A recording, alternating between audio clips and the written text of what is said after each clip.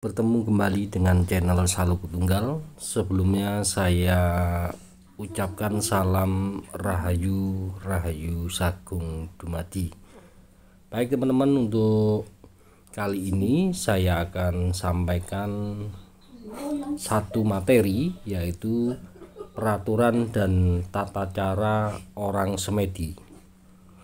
Jadi hal-hal yang perlu diperhatikan ketika kita hendak melaksanakan semedi, karena ini sudah menjadi ajaran leluhur, jadi memang harus dipatuhi.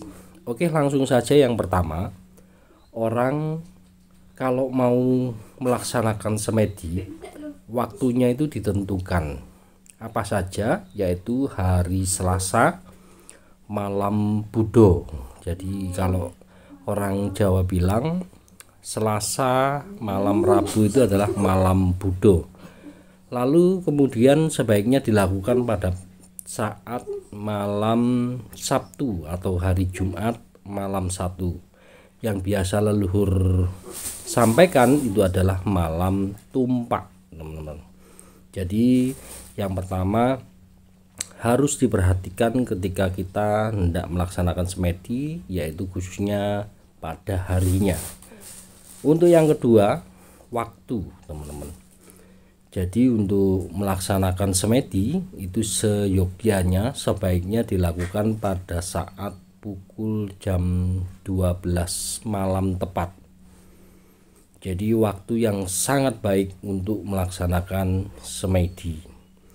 Lalu kemudian sebelum mapan semedi harus membersihkan diri dulu. Seperti contohnya yaitu mandi, dan terutama pada bagian kaki harus bersih. Itu peraturan yang ketiga dalam melaksanakan semedi. Lalu yang keempat, teman-teman, yang harus diperhatikan ketika hendak melaksanakan semedi, yaitu rambut harus disisir dengan rapi sesuai ajaran yang disampaikan oleh leluhur. Jadi rambut harus disisir dengan rapi ya. Tidak hanya berpergian saja. Jadi berpergian saja kita harus rapi, apalagi kita seyogyanya sowan atau sungkem kepada panjenenganipun Gusti. Untuk yang tahap kelima, peraturan yang harus diperhatikan ketika kita hendak melaksanakan semedi, yaitu di dalam semedi jangan sembrono. Nah, ini yang harus kita perhatikan, teman-teman. Karena semedi itu tujuannya sowan kepada Tuhan Yang Maha Esa atau panjenengani Gusti. Jadi harus menggunakan tata krama. Jadi semuanya harus menggunakan tata krama. Seperti halnya kalau kita mau bepergian, ya kan? Kalau bepergian saja kita harus rapi, bersih, apalagi kita sowan dan sungkem kepada panjenengani Gusti. Jadi itu adalah merupakan tata krama kita untuk menunjukkan bahwa kita benar-benar sowan dan sungkem kepada panjenengani Gusti.